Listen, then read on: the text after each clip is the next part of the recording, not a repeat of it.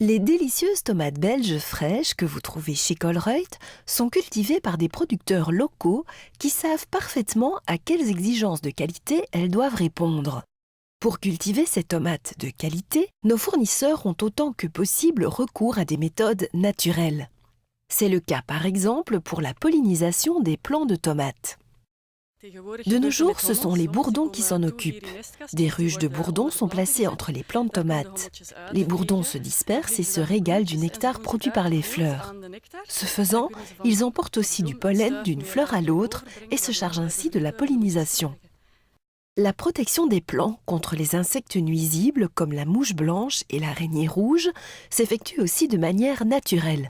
Nous n'utilisons plus d'insecticides. Les insectes pouvant nuire à nos tomates sont combattus par leurs prédateurs naturels. Du soleil en suffisance, de la chaleur et de l'eau enrichie en nutriments permettent ensuite d'obtenir de belles grappes bien fournies. Pour la récolte des tomates, les cultivateurs procèdent en plusieurs passages. Les fruits ne sont pas cueillis en tirant sur la tige, comme c'est le cas habituellement, mais à l'aide de petits ciseaux. Nous commençons la récolte dès que les tomates sont rouges. La saison s'étire de mars à décembre.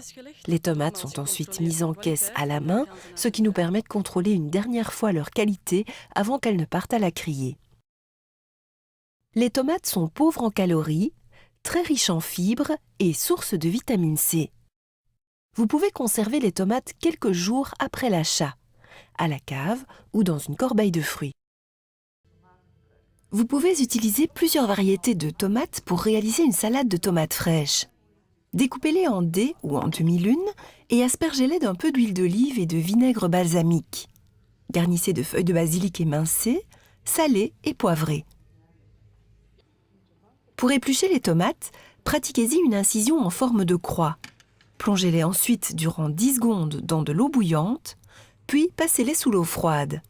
La peau s'enlèvera alors facilement. Un chutney de tomates est idéal pour accompagner la viande rôtie. Mélangez échalotes, ail et tomates pelées et émincées, faites étuver durant 15 minutes et assaisonnez de vinaigre balsamique. Ajoutez un peu de sucre, salé et poivré. Les grosses tomates charnues sont parfaites pour un buffet. Évidez-les et farcissez-les par exemple de salade de riz ou de semoule, d'herbes fraîches, de poivrons et de capres.